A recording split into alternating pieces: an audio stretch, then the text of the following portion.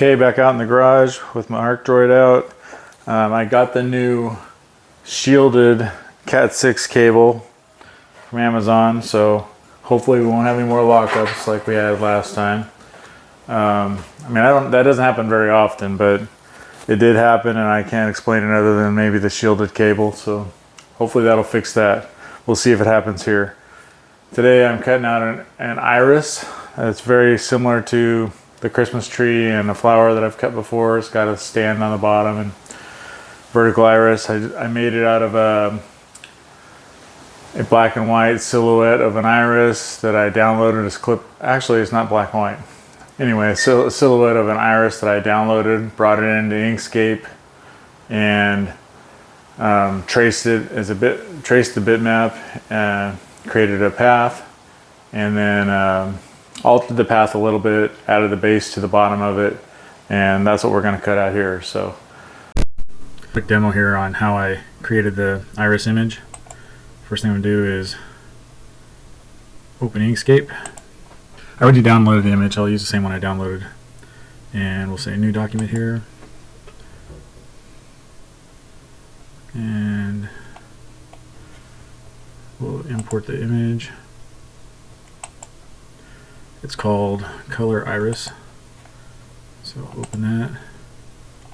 Just take these defaults. I'm going to control click the corner to maintain the aspect ratio when you drag. Didn't intend to do that. Control click. Alright, so I like to set the document properties so I get inches on my scale here, so you'll know that this is like 7.5 inches wide by 11 inches tall at this point. I'm going to zoom out a hair.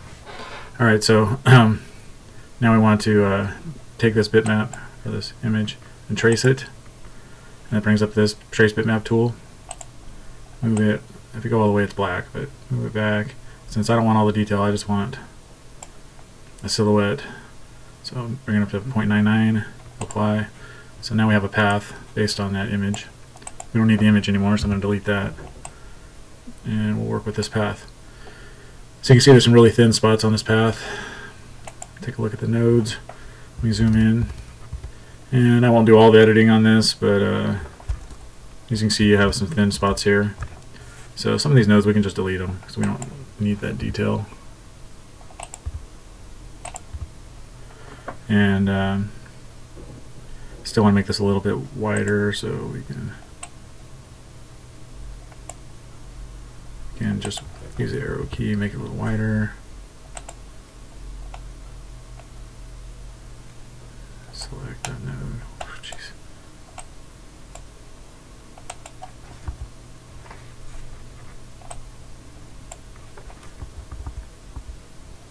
And we make the stem a little wider there. And right here it's obviously too narrow. Shift select those two, and it's a leaf, so we can get away with that shape. And anywhere else is thin. Right here is kind of thin. Select that one, shift select that one. So you can go through this and adjust the shape a little bit. And then the only other thing I did really is put a base on it. So let me zoom out a little. So the base is simply an oval, something like that. And then I like to just use the Bezier tool and say here, here, out there, and create a shape like that. I'll take this shape and move it over here, something like that.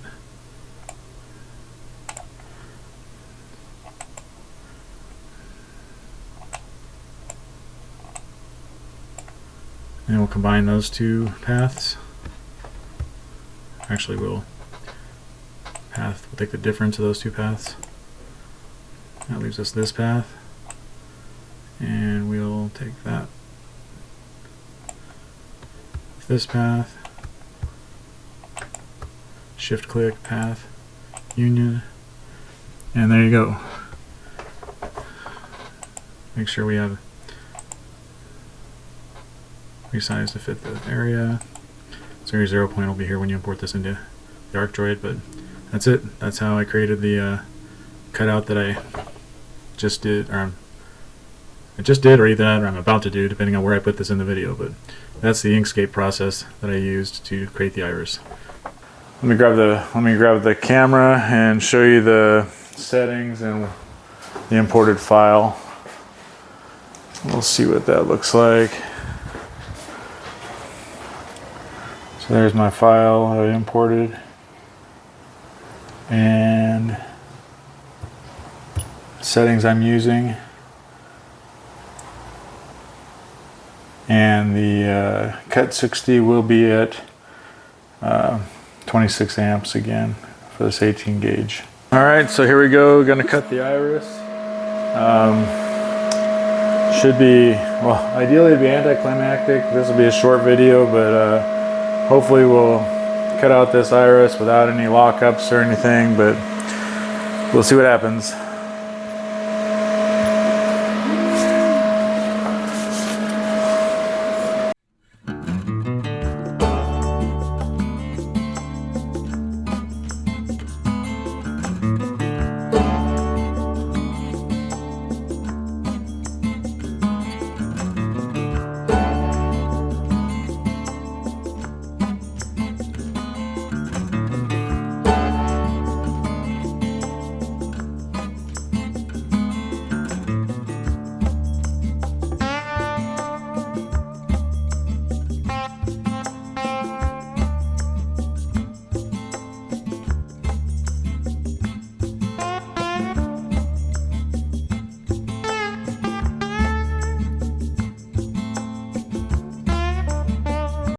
There you have it, no lockups.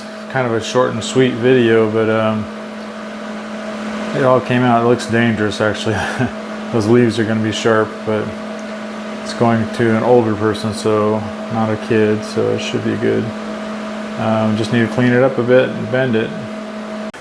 Okay, cleanup's done. I'm not going to finish this one on this video because it's kind of up to my wife how it gets finished.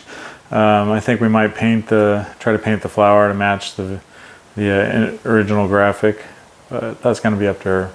And the good news is, I mean, it doesn't happen all the time. It hasn't happened much at all lately, but the shielded cable, I installed and used a shielded cable between the Arcdroid main unit and the controller, and no issues. So hopefully that continues. And I know some of you have a cut 60, prime mode cut 60. It used to be on the accepted list. I'm going to stick with mine until it becomes unbearable. As long as it continues as it has, I'll keep it. But if it becomes unbearable, maybe I'll replace it and sell it to someone who's not using it for a CNC. But as of now, I'm pretty happy. It's been working for me. So I guess that's it. This should be a nice short one. No crazy things to tell you about it. And everything came out as designed. One more thing before I go. If you got anything at all out of this video, entertainment value, information, whatever it may be, do me a favor and like and subscribe. And as always, thanks for watching.